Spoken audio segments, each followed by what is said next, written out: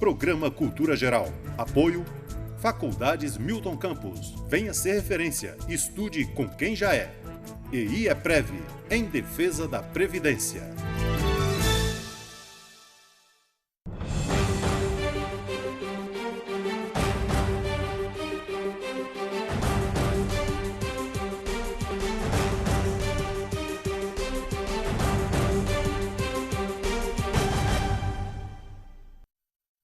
Muito boa tarde, Nova Lima, começando agora mais um programa Cultura Geral, né? Agora são 17 horas e 20 minutos. Vamos começar esse programa Cultura Geral super bacana, hoje aqui com a pauta da OAB. Estamos recebendo aqui o meu amigo, presidente da OAB, Carlos Eduardo Leite, a minha amiga Bárbara Carvalho, que vai tratar aqui do tema de arquitetura, as novidades da arquitetura. Meu amigo Lucas Alvarenga, nós vamos falar um pouquinho de reforma trabalhista junto com o Cadu também, tá certo? E hoje saiu o livro, né? Eu vou dar o livro hoje. Hoje é o dia que eu vou falar quem ganhou esse livro bacana, né? Vou trazer para o peito. Isso aqui, ó, eu tenho que fazer porque o produtor já falou, você tem que levar o livro para o peito, hein? Bom, começando agora o programa Cultura Geral, deixa eu felicitar aqui os meus companheiros, meus amigos. Cadu, seja muito bem-vindo mais uma vez nesse programa que tem sido todos os dias, de segunda a quinta-feira, um programa bem informativo, bem descontraído também, levando informação com um pouco de descontração. Seja muito bem-vindo ao Cultura Geral. Betão, eu que agradeço em nome da OAB e feliz de sempre citar que a pauta da segunda-feira é da OAB, então a gente agradece eternamente a oportunidade, né, que nos é dada para que a gente possa discutir um pouquinho do direito que nos toca no dia a dia. E obrigado pela receptividade sempre. Ah, que isso, cara. Isso é um prazer te receber aqui, receber a turma da OAB, que é sempre um prazer. Bárbara Carvalho, é um prazer te receber aqui para a gente começar essa pauta, dar continuidade nessa pauta que nós fizemos muito tempo no rádio, né, gente? Eu também trouxe a Bárbara para a gente poder abrilhantar segunda-feira aqui também, né? Colocar aquela homaiada, igual foi segunda-feira passada aqui, trazer uma pessoa diferente, né? E também para dar uma acalmada também nesses ânimos dessa conversa que é o direito, né? Seja muito bem-vinda mais uma vez. Obrigada, Betão, pela oportunidade. Boa tarde, pessoal. Vamos falar um pouquinho de arquitetura, né? Continuar com aquele projeto que a gente iniciou na rádio. É um prazer estar aqui. Na televisão é mais fácil um pouquinho, né? Falar de arquitetura na televisão é um Vai, pouquinho mais fácil Com certeza. que na rádio, né? Lucas, seja muito bem-vindo mais uma vez. Eu não vou chamar de Dr. Lucas não, porque eu já fiz estágio lá, já fiz um monte de coisa. E meu amigo, fundo de cozinha, vai ficar chamando de Dr. Lucas, não dá, né? Complicado, doutor, né? Seja muito bem-vindo mais uma vez. A gente vai tratar aqui de teletrabalho, né, doutor? Isso aí. Prazerão estar aqui, poder dar uma contribuição aí para o espectador. E é um prazer enorme estar aqui, sim. Então vamos lá, vamos começar o programa Cultura Geral? Vamos fazer todo mundo junto? Então vamos lá. Bárbara, vou começar com você, tá certo? Primeiro é um prazer te receber mais uma vez falando isso aqui. Tanto que é interessante a gente tentar passar para as pessoas que estão do lado de lá essa ideia, né, de novidade, da arquitetura, do mundo moderno, né? E você tem um olhar peculiar da arquitetura que relaciona arte com arquitetura também, né? Exatamente. Bom, vamos fazer uma introdução. Vamos. Eu sou Bárbara, sou arquiteta, sou designer e especialista em iluminação, Lighting Design, que é uma área muito importante hoje em dia, né? Então, nós estamos aí para começar Eu falo que nossa profissão é muito interessante, que a gente trabalha com os sonhos das pessoas, né? E vai ser um prazer estar falando, trazendo novidades, sempre tudo que tiver de tendência, algumas informações também, porque a arquitetura, por mais que hoje em dia tenha sido muito aceito pelas pessoas, ainda tem um preconceito, algumas pessoas não sabem exatamente o que o arquiteto faz, qual que é a diferença da arquitetura, engenharia, design. Então, eu vou estar aqui explicando isso com o maior prazer. Rola muito ainda essa coisa de preconceito. Você chega na obra assim e tal, ainda rola isso assim. Aí o engenheiro olha, o pedreiro olha, pessoal, vem essa pessoa me dar ordem aqui e tal. Rola isso ainda? Tem muito. O que a gente escuta é, você fica no escritório, você não sabe como é que é na prática. Mas as pessoas acabam que muitos se enrijecem, assim, acham que o arquiteto é status. Mas a gente está ali justamente para pôr o sonho do cliente, né, executar o sonho do cliente. Então, nós estamos, vamos dizer, intermediando entre o que o cliente quer e o que pode ser feito. E o engenheiro está ali para auxiliar, mas tecnicamente. A gente projeta, a gente cria, casa, né, a parte tanto funcional quanto o conforto, a estética, que é muito importante, né? Muita gente fala que o arquiteto só pensa no frufru, né? Sim. Mas não é bem assim. A gente tenta sempre estar alinhando tudo, né? A gente tem o cuidado. O arquiteto é o advogado da construção civil. Ele fica tentando arrumar um meio termo para tudo. Conciliar todo mundo. E tenta conciliar o pedreiro com o engenheiro com o dono da obra. O proprietário que quer tudo e às vezes não tem condição financeira. Aí o arquiteto tenta, de formas acessíveis, muitas vezes, algum tipo de solução mesmo, a criatividade, né? A sustentabilidade, reaproveitar, que a gente escuta muito em reforma, não, eu tenho isso aqui e eu quero que fique com isso, desse jeito. Quero uma casa moderna, mas eu tenho um armário todo de madeira rústico. Quero manter. Aí o arquiteto está ali para conseguir casar tudo e realizar o sonho, né, do cliente. E tem muita diferença da arquitetura moderna para a arquitetura aí de 20 anos atrás, mais ou menos, Marta? Sim. Hoje em dia, a arquitetura ela é muito minimalista, assim, né? De um modo geral, ela é mais clean, ela é muito prática. E a arquitetura, ela se adapta ao meio de vida das pessoas, né? Antigamente, até casa super bem, eu tive fazendo um orçamento para um cliente nosso, que é até daqui do bairro das Quintas, né? Que tem aquela arquitetura colonial, vamos dizer assim, né? De Nova Lima. Aquela arquitetura inglesa, tradicional. E chegando lá, ele até comentou comigo, falou, nossa, como que uma casa grande dessa tem um banheiro só? É porque antigamente não era muito cultura, né? Assim, as pessoas, todo mundo, ter que arrumar para sair todo mundo no mesmo horário. Então não tinha necessidade de ter vários banheiros. Hoje em dia é quase pré-requisito. Quase um quarto tem que ter um banheiro. Então a gente tem que se adaptar também. Na época da rádio também nós chegamos até a conversar sobre integração dos espaços, a cozinha conversando com a sala. Hoje em dia isso é muito importante. Antigamente não, era uma cozinha enorme, uma sala enorme, tudo muito grande, né? Hoje em dia todo mundo quer tudo pequeno. Tem um amigo meu que falou assim, eu estou querendo alugar uma sala num lugar aí, lá em Belo Horizonte, eu vou alugar uma sala, deixar ela toda aberta, aí eu vou fazer um ambiente assim, um amigo meu, entendeu? Ah, é? E morar no próprio trabalho. Uai, isso também é muita tendência. Os lofts que a gente ouve falar, né? Tem muito, assim, você vê principalmente no exterior. Essa cultura de loft lá fora é muito boa, assim, né? É muito prático. Você tem por home office, né? Que é um custo-benefício. A gente vai falar sobre isso, inclusive, hoje, em relação à reforma trabalhista que trouxe. O teletrabalho, como eles chamam na lei, né? E acho que esse novo desenvolvimento das relações sociais com a modernidade acabam influenciando todas as áreas, né? Seja o direito, seja a arquitetura. Eu falo que, querendo ou não, as áreas estão sempre integradas, de uma forma ou de outra, né? Até no começo aqui eu estava conversando, até com o Cadu, falei, nossa, eu nem sabia que tinha tanta coisa, eles estavam conversando aqui. E realmente está tudo muito integrado e vai tudo transformando, né? Da mesma forma que eu creio que a lei vai se adaptando, a arquitetura também. Gente, tem direito da moda. Tem direito da moda. Você quer uma coisa mais inovadora do que existir um direito para tratar de assuntos relacionados à moda? Olha, isso é interessante. Hein? Existe, salvo engano, uma comissão da OAB estadual que trata do tema. Existe uma comissão para tratar justamente desse tema. Você tem lidado muito com isso agora, porque você mudou lá o escritório seu, lá, né, Cadu? E colocou lá andou mexendo lá, que eu dei uma de arquiteto, né? Ô, Betão, eu tô querendo fazer, né? Falta-me o glamour, né? Falta o glamour. Querer fazer a gente faz, porque o escritório é bem grande, né? E um espaço bastante amplo, então a gente quer, sim, dar uma melhorada lá, mas aos pouquinhos, né? Porque os tempos são difíceis para todos, então um passinho de cada vez, mas já estou fazendo algumas modificações, mudando de sala, mudamos a disposição dos móveis. Isso aí a gente dá palpite, bom advogado dá palpite em todas as áreas, inclusive na arquitetura. Então a gente meio que tenta se arvorar um pouquinho, né? E agora o interessante com relação à questão da arquitetura é que nós estamos finalizando agora, junto com a arquiteta contratada pela OAB, a revitalização das salas da OAB.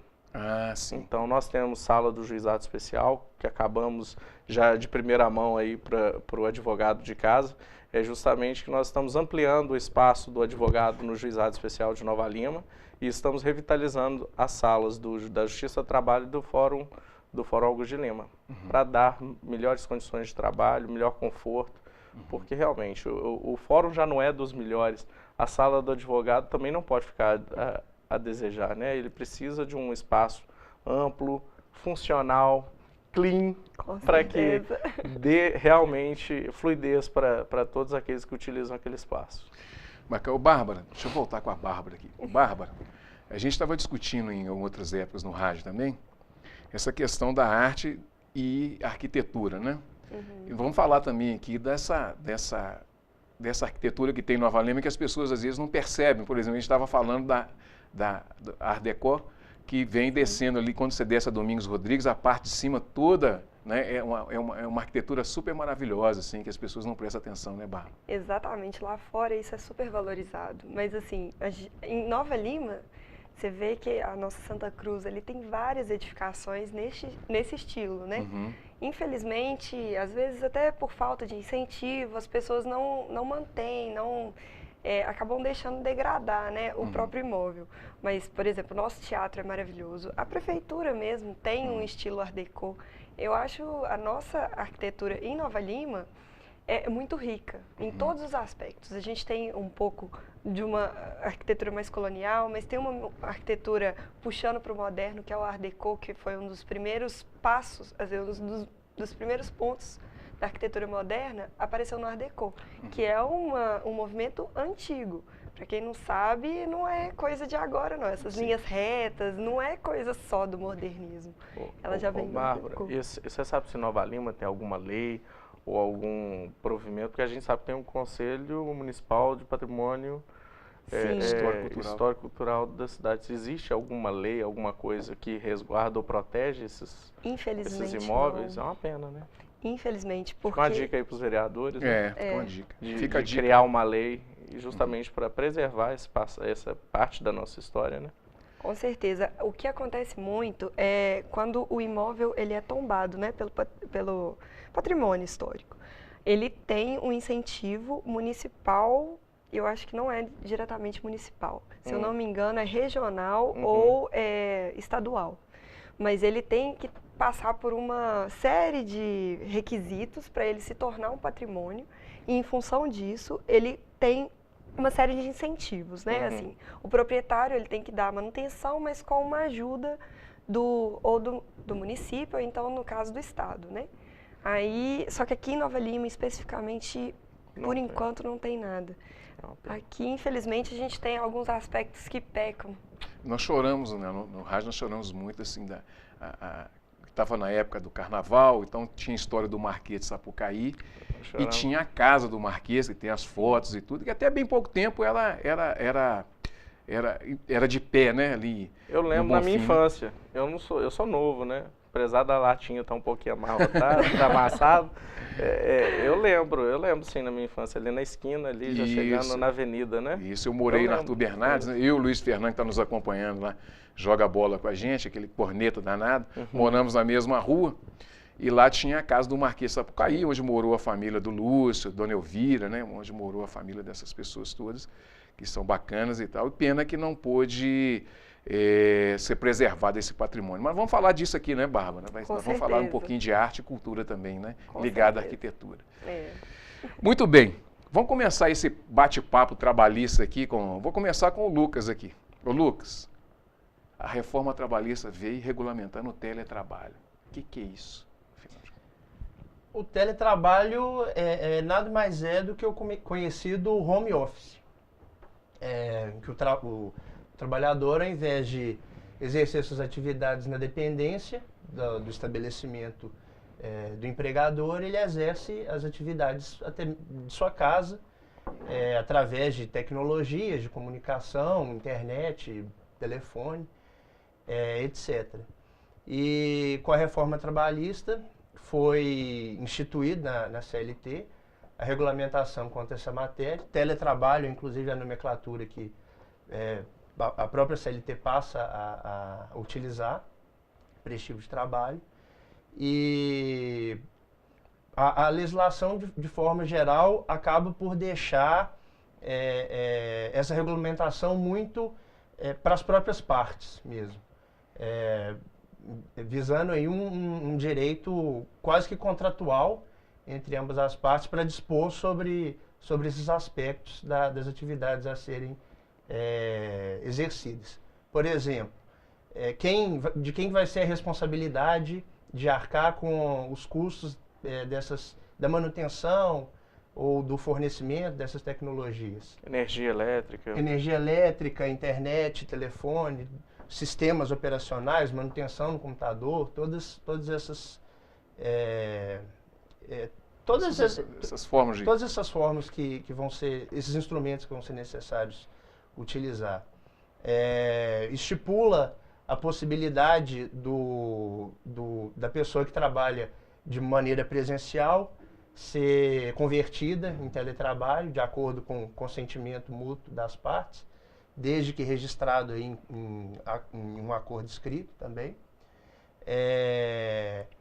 A empresa passa a ser obrigada a prestar esclarecimentos ao trabalhador quanto a aspectos a reduzir a possibilidade de acidentes, de doenças ocupacionais, sendo de responsabilidade do empregador, inclusive, assinar um termo. E cabe aí, tanto ao trabalhador quanto às empresas, o cuidado nesse momento inicial aí para saber qual vai ser a melhor forma de se proceder quanto a essa novidade. Agora aqui, a reforma trabalhista ela é um avanço? Você acha que você está encarando ela? Essa é uma pergunta direta para você e para o Carlos Eduardo. Você acha que é um avanço, é um retrocesso? Como é que você enxerga todo esse movimento? Porque eu acho que as relações humanas, à medida que ela vai se transformando, as relações humanas vão passando o tempo, elas precisam ser reguladas. Agora, como é que a gente pode enxergar isso nesse mundo moderno, né? Mas moderno em nível de primeiro mundo? Quando a gente pega os países menos desenvolvidos, a gente vê que ainda tem muita relação que precisa ser regulamentada pelo direito. Como é que você enxerga tudo isso? E é uma pergunta que já vou fazer para você e para o Cadu também, um emendando no outro. Olha, eu acredito que em alguns aspectos ela é sim interessante, como é o caso do teletrabalho, que eu tenho falado aqui. Proporciona, sem sombra de dúvidas, um benefício para a empresa, um benefício operacional mesmo. Ele vai ter redução de manutenção de estrutura física, de conta de luz, dependendo do caso, vale transporte, ticket alimentação, uniforme, entre tantos outros benefícios. Para o trabalhador, dependendo de como se der esse trabalho, pode ser uma coisa muito benéfica, levando em conta que ele não vai ter que se deslocar até o local de trabalho, nos dias de hoje em que o trânsito está aí caótico. Esse período de transição, ele vai estar em casa, vai estar com sua família, vai poder estudar, vai poder exercer coisas da vida pessoal. Mas uma das preocupações que eu tenho em relação a essa questão do teletrabalho é o não controle da jornada, que pode ser que venha a ser interpretado e o trabalhador ficar sem a proteção de recebimento de horas extras, de intervalos legais, etc. Mas o medo que eu tenho, na verdade, dessa reforma trabalhista é eminentemente processual. Porque a reforma trabalhista, ela limita alguns direitos do trabalhador de acesso à justiça, realmente, com o intuito de dar maior lucratividade, maior segurança às empresas. Isso me preocupa, em certa medida, mas só com o tempo mesmo a gente vai poder afirmar com maior assertividade em relação a essas questões, porque essa lei vai ser interpretada pelo Poder Judiciário, pela Justiça do Trabalho, à luz dos princípios da Justiça do Trabalho, à luz dos princípios do processo do trabalho, do direito do trabalho, dos princípios constitucionais. Então, eu acho que tem muita discussão aí para acontecer ainda, até a gente poder falar, foi bom ou não foi bom. Cadu. Betão, eu sou um otimista com relação a essa reforma. Não só porque advogo muito para a empresa, mas eu também advogo para pessoas físicas. E eu acredito que é um avanço. É como você disse, a nossa CLT era de 1940. Que sociedade era o Brasil em 1940? Um país rural, né, cidades muito pouco populosas. E realmente, hoje nós vivemos um boom populacional, as relações mudaram, as relações interpessoais mudaram e, sim, carecia de uma análise mais detida naquilo que diz respeito à relação laboral. Então, eu entendo que quando você vem e permite ao empregado fragmentar as férias dele, por exemplo, em 3 períodos, poxa, isso é bom. É bom. Um caso ou outro, talvez para aquele pequeno empresário não seja tão bom, mas para o grande empresário acho que não vai fazer tanta diferença. Para aquele empregado que quer juntar, e às vezes ele consegue emendar com um feriado, ele fica com períodos de férias até maiores do que ele teria hoje se fossem 30 dias de uma vez, só se fragmentar de 2 vezes.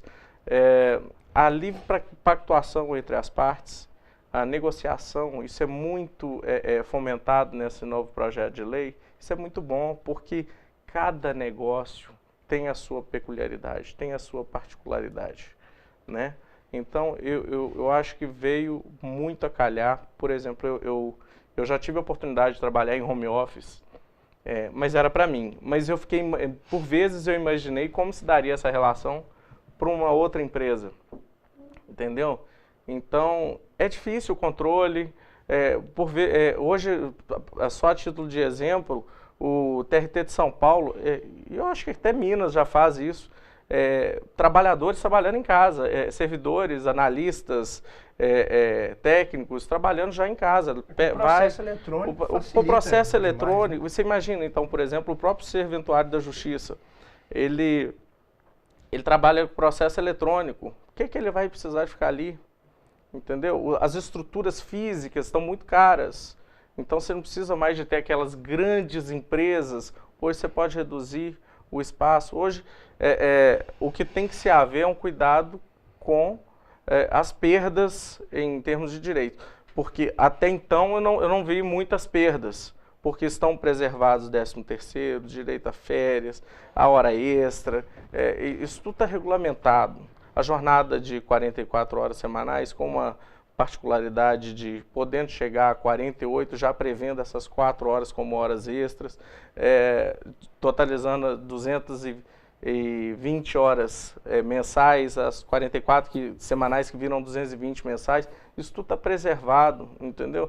Então, e as 4 a mais que você poderia vir a trabalhar para chegar a 48 horas, elas são remuneradas como extra. Então, houve muito bafafá sobre reforma trabalhista e que nem sempre é tão verdade. É preciso ler a letra da lei e interpretá-la. E como disse o Dr. Lucas, nós temos no direito do trabalho, como em qualquer ramo do direito, os princípios que norteiam aquele direito. Então, muito vai se passar por esses princípios. O princípio da celeridade, princípio da fungibilidade, princípios vários que norteiam o direito do trabalho, da economicidade, né? Isso tudo tem que ser analisado. Não vai ser simples, realmente, é o dia a dia que vai nos dizer se essa reforma veio mesmo para melhorar as relações de trabalho ou para complicar um pouquinho mais. Agora, que os advogados trabalhistas fiquem tranquilos, porque serviço tem muito. Porque agora, até que se chegue... Vão ser vários anos aí de discussões. Com certeza, com certeza. E eu acho que, assim, na prática, né, pelo menos eu falo pela minha profissão, pelo meu outro lado, vamos dizer assim, né? O seu lado empresária também, né? Eu acho que quando o empregado, né, tanto o empregado até o próprio chefe, quando ele dá essa liberdade para o empregado, ele tem um retorno muito melhor. Ele trabalha com mais prazer, assim, ele quer tirar um dia de folga, o trabalho não está, vamos dizer assim, né, não está muito apertado e tal. Se é negociado, se está resguardado pela lei, eu acho que fica todo mundo mais feliz e o trabalho rende melhor. É muito complicado. Legal. Eu acho que na prática funciona muito bem. A Bárbara é desenvolta, né? É bom demais, né? É um rádio falado isso aqui, né? Aqui, gente, agora eu queria... Uma outra situação que é interessante é essa questão da terceirização. A gente estava conversando isso muito semana passada. A terceirização também, muitas pessoas estavam achando que iriam ou que vai precarizar também as relações de trabalho. E isso pode ter alguma relação com esse teletrabalho, Lucas?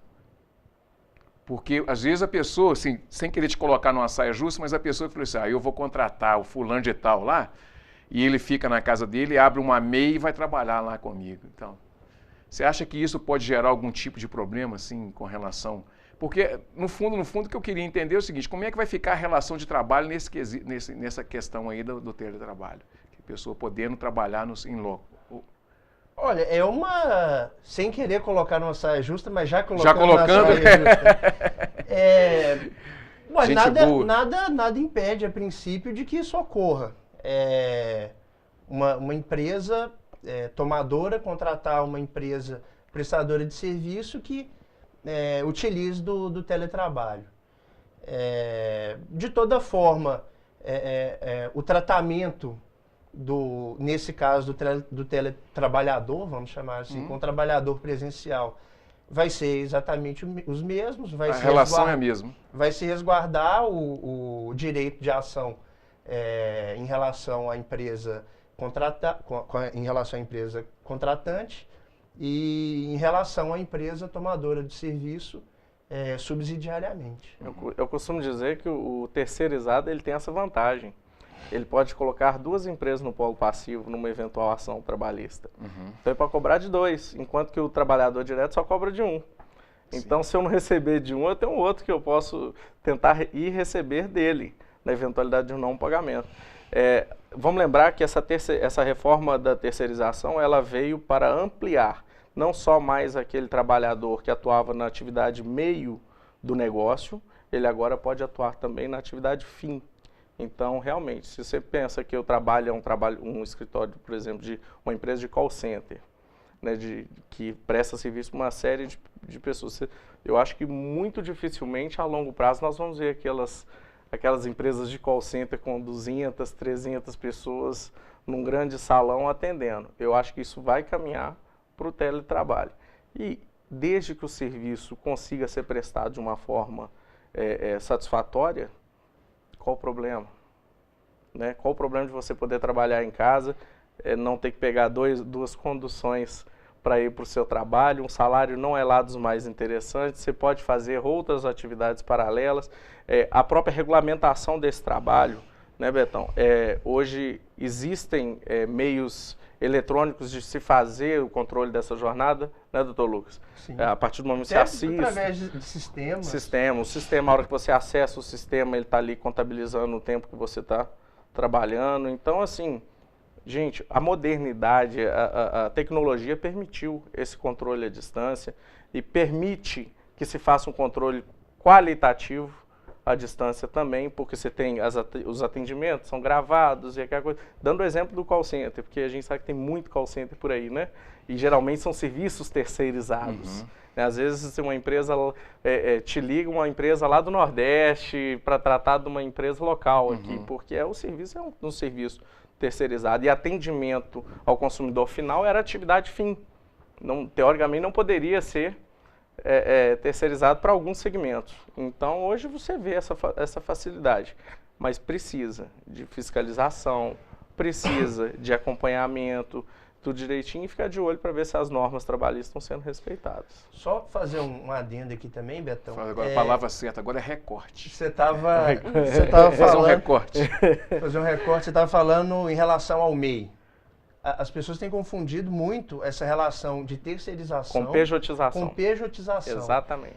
Terceirização tem uma conotação específica dentro do direito, que é justamente isso. Uma empresa contrata a mão de obra de trabalhadores e presta o serviço para uma empresa tomadora. Essa é a relação de terceirização. Agora, a pejotização, que eles chamam, inclusive é uma atitude vedada no direito do trabalho, por se entender como fraude à norma trabalhista.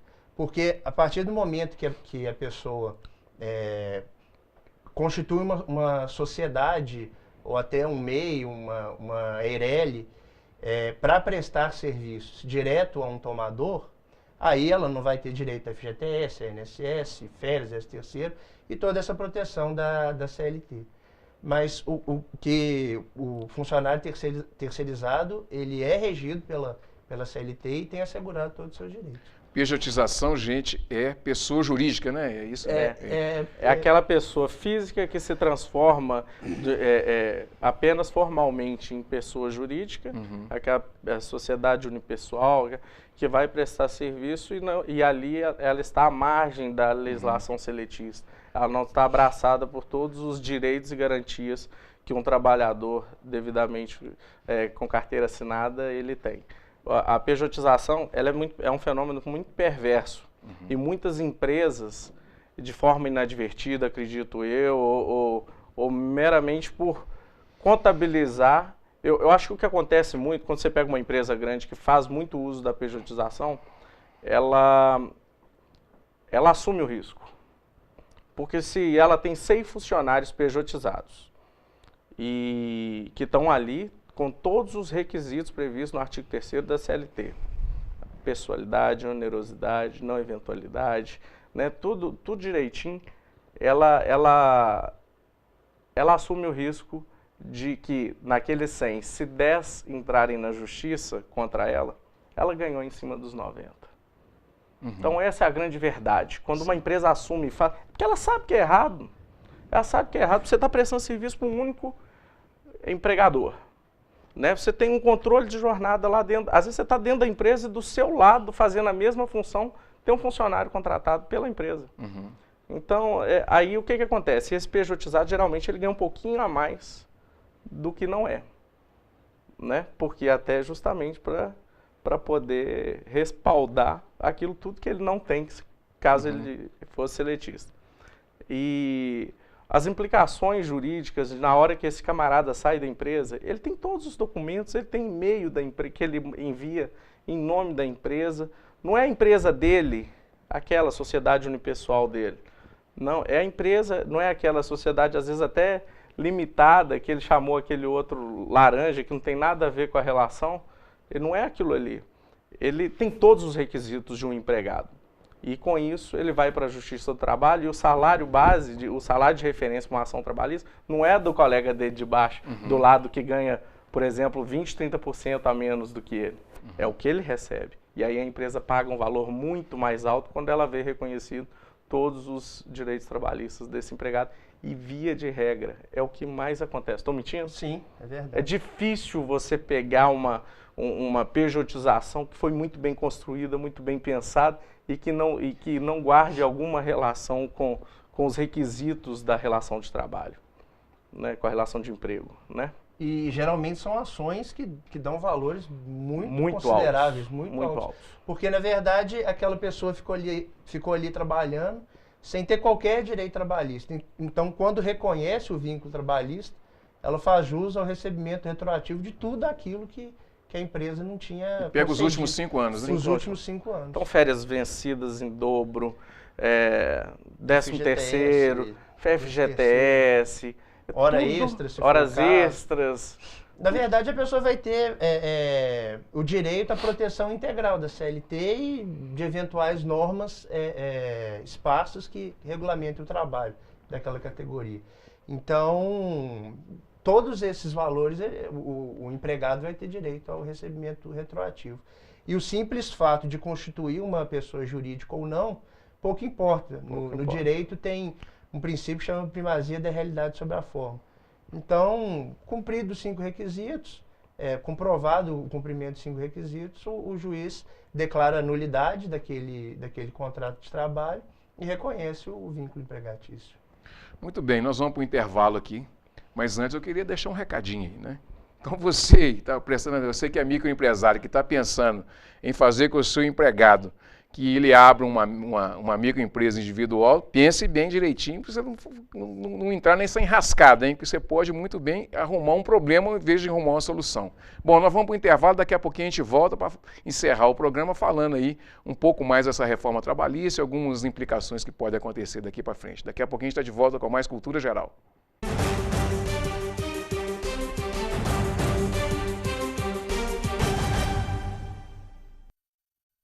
Sou a favor da reforma da Previdência, sim, porque está em jogo a aposentadoria dos que estão aposentados e dos que estão para se aposentar, incluindo meus filhos e meus netos. Do jeito que estão as contas da Previdência, a minha aposentadoria não está garantida. Tem estado que já está faltando dinheiro para pagar a aposentadoria da população. Se não tiver dinheiro, como é que eu vou comprar meu remédio, cuidar da minha saúde, manter minha família?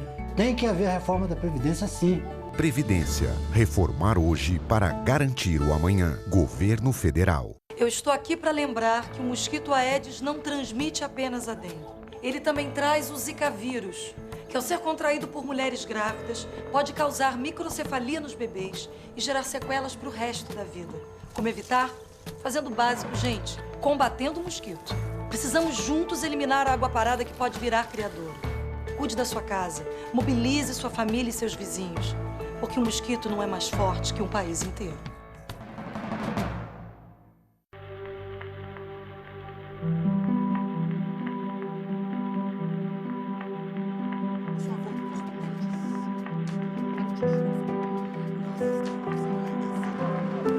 Fizemos muito mais que uma programação inédita que agrada a você. Fizemos uma nova programação que agrada a todo mundo.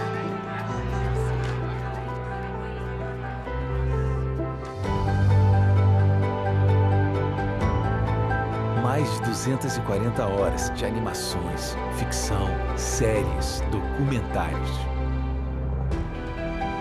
Um conteúdo inteiramente criado e produzido por grandes talentos de todo o país. Porque, como brasileiro, você merece uma TV assim. Audiovisual brasileiro. Assista, recomende, dá orgulho de ver.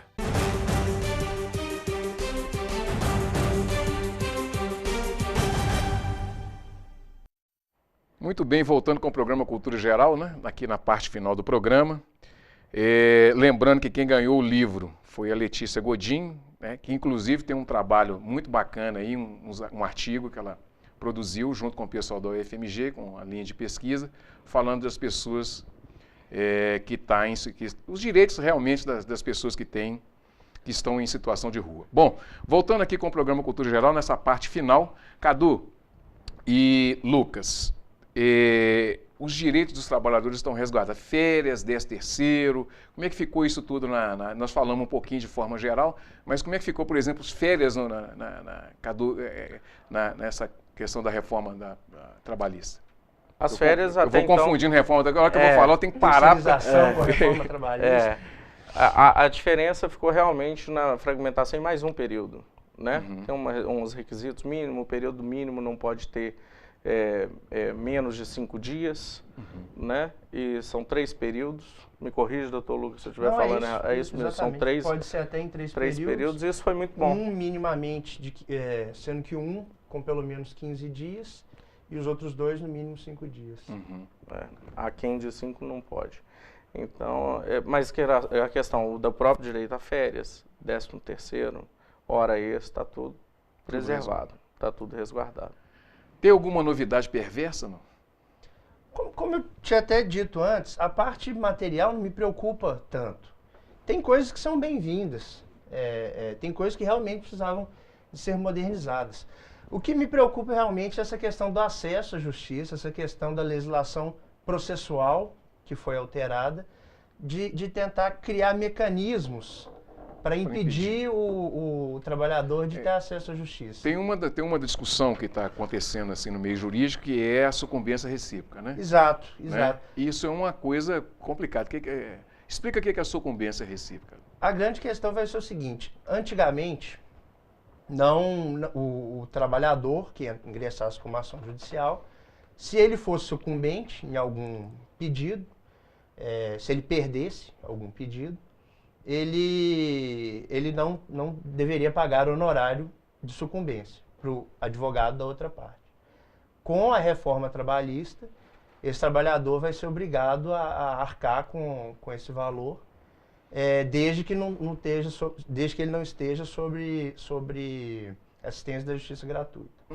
Só que outro mecanismo criado também para impedir foi a concessão de justiça gratuita, se não me engano, até 40% do teto do INSS, que atualmente é 5.300 e alguma coisa. Então, o valor do pedido da justiça gratuita ficou muito baixo. Ficou até 2.000 e poucos reais. Então, esse tipo de coisa me preocupa. Agora, só um adendo aí com relação a essa questão o que vai determinar se a pessoa é passível de estar amparada pela justiça gratuita ou não. O critério, no meu ver, ele tem que ser muito mais amplo. Porque às vezes você tem uma pessoa que recebe R$8.000, mas tem essa renda já totalmente comprometida. E ela prova, às vezes, que ela não tem condições de arcar com as custas de um processo, numa situação de uma eventual perda, e sem que isso faça falta no sustento dela e no dos seus familiares, né? Então tem que haver uma análise. Eu acho que aí pode ser que tenha havido uma perda de análise do que é ganho e o que é efetivamente gasto. Existe um caso que a gente estuda na faculdade de um juiz até daqui de Minas Gerais que pediu justiça gratuita num processo e ganhou. Porque ele provou, eu ganho tanto, mas olha aqui como minha renda é distribuída. Entendeu? Tem algumas perdas, Betão. A perda da questão da perícia, da parte sucumbente na perícia, na Justiça do Trabalho agora, ela vai ter que arcar com os ônus dessa perícia. Até então, se você entrava com uma ação, pedia periculosidade, pedia insalubridade. Se você não está amparado pela Justiça gratuita, você perdia essa perícia, você tinha que pagar. Agora você vai ter que pagar. Antes não pagava. Não pagava.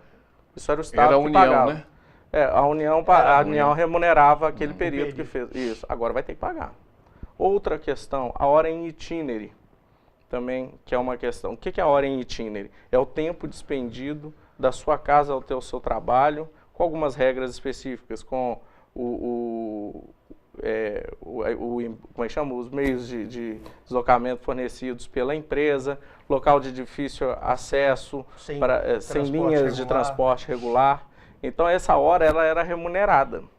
Eu acredito que agora, com essa reforma, ela não vai ser mais remunerada. Então, a gente pensa na situação de Minas Gerais, que é um estado minerador. Então, tem muita planta de mina em locais de difícil acesso.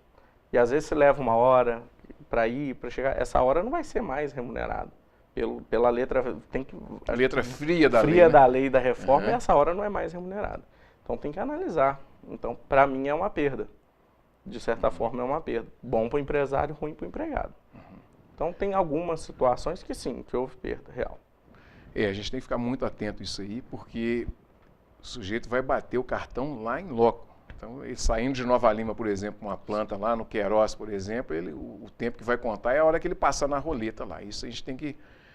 É uma coisa que vai ser analisada bem em caso concreto mesmo, né? Você acha que tem muita coisa para ser analisada pelo TST? Vocês acham isso? Muita. O campo está mais fértil que nunca. Então, né? Matéria para ser discutida.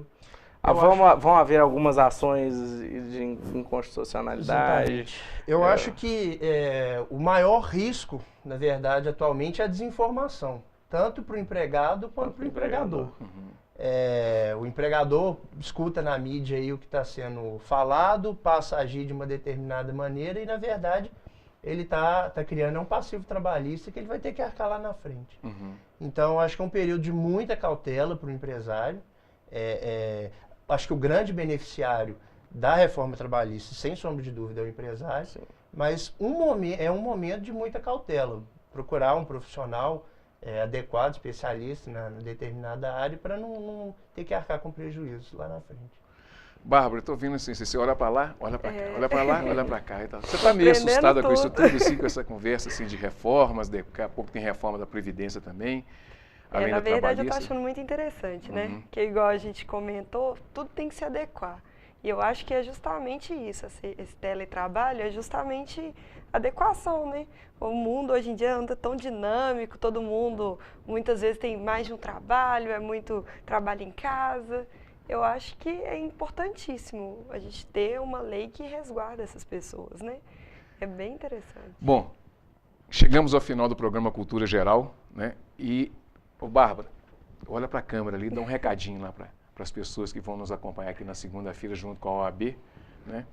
E deixa um recadinho para sua mamãe também, sua vovó, claro, né? Que tá nos assistindo, né? Estão lá No rádio presença, sempre fazia né? isso, né? Então lá, minha mãe, Vó Neuza, tia Janice, um beijo. O Gu também está me assistindo hoje. Ah, que legal, que bacana. É um prazer, obrigada, Betão, pela oportunidade. Nada, é um prazer todo nosso. Ô, Lucas, muito obrigado mais uma vez. Segunda-feira estaremos de volta, né, com mais um tema super interessante, né? Meu amigo Carlos Eduardo Leite, mais uma vez, muito obrigado. É um prazer te receber aqui. Essa pessoa, não vou falar mais de rosquinha, não vou falar de mais nada disso aí. Isso, pode não. Né? Ô, Betão, eu que agradeço mais uma vez, tá? E para mim está sendo uma alegria muito grande participar desse novo formato do seu programa e acompanhar seu sucesso, sua ascensão. Daqui a pouquinho a Globo, nada, vamos ficar aqui na TV Banqueta mesmo, quietinho. Daqui a pouquinho a TV Banqueta. É TV comunitária, você tem mais liberdade, né? Você não vem pauta isso pronta, né? Essa é a vantagem da TV Banqueta. Não vem pauta pronta, não vem essas coisas. O bom da TV comunitária é isso, né? É que te abre a oportunidade de discutir de uma maneira mais aberta, mais sincera e um tema mais próximo daquela população, daquela comunidade local. Né? A ideia de discutir todos esses temas passa por isso, inclusive o programa foi criado com esse foco, com essa ideia de trazer para a comunidade aquilo que parece que está distante, né? Porque uma reforma trabalhista fica sendo discutida, por exemplo, em Brasília, a pessoa fica vendo aquele negócio no Congresso e acha que não vai ter aplicabilidade. Às vezes a pessoa tem essa noção, né? Fala, vamos ver o que vai dar. Mas a aplicabilidade dela ela vai ter consequências direto no comércio aqui da cidade, né? Nas empresas que empregam, nas micro, pequenas empresas que empregam as pessoas e tal. Então é muito importante trazer isso para a comunidade, trazer isso para você que está aí do outro lado da televisão, nos assistindo e sentindo que não é essa frieza só das câmeras, né? A gente está aqui discutindo uma coisa que realmente vai fazer parte da sua vida daqui para frente. Bom, chegamos ao final do programa Cultura Geral. Esperamos todos vocês amanhã. Amanhã nós estaremos aqui com a professora Simone, da Milton Campos, e mais convidados também, para discutir outros temas super bacanas. Surpresa para amanhã. Um abraço, até amanhã, se Deus quiser, com mais um programa Cultura Geral.